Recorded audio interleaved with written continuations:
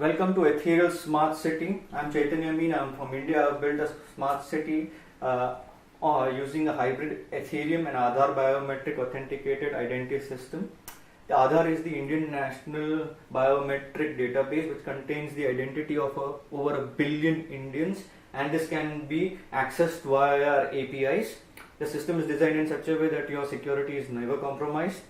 I've also built a micropayment system based on this hybrid identity system. This is essential because you can't do small value transaction on the blockchain without overloading the blockchain. We need a system in which a huge volume of such transactions can be processed, and for that I'm proposing a micropayment solution.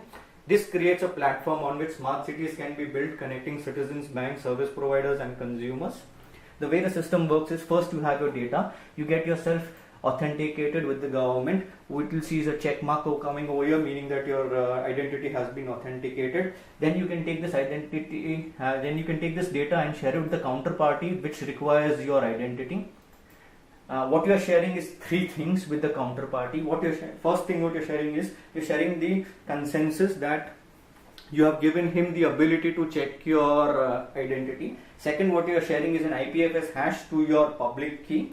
Third thing what you're sharing is an IPFS hash to the encrypted data which you sent the counterparty to get authenticated. The counterparty can then go and check to fetch your identity. If you have given the requisite permissions, what happens is your IPFS hash containing a public key will appear on the counterparty side, and the other data which you have sent securely. They can take this data, send it to the government and get authenticated. Now you have done two things. You have shared data in a secure manner with one individual, and that individual has gone to the government and got your identity authenticated. Once you have done this and you are absolutely sure about the identity on the blockchain of a person via his published public key, you now have a mechanism to do KYC, AML, etc. on the blockchain. Next is a micropayment system. For a bank to process any banking transaction, they need four pieces of data. First they need is a debit account, second is a credit account, the amount of transaction, and a digital signature with an identity associated with it. Identity has been created in the first part. Now all we need is three other pieces of data.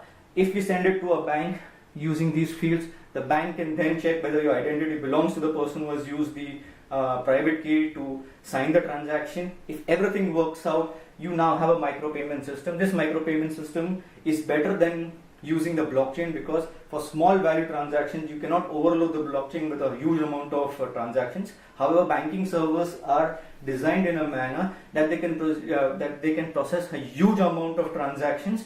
We have an identity, we have the requisite data. All a bank has to build is a small layer on top connecting the bank servers to the blockchain, and we have the basis on which a smart city can build. We have an identity system, we have a payment system. On this we can build transportation system, identity systems, passport systems, etc. I hope you like my presentation. Thank you very much.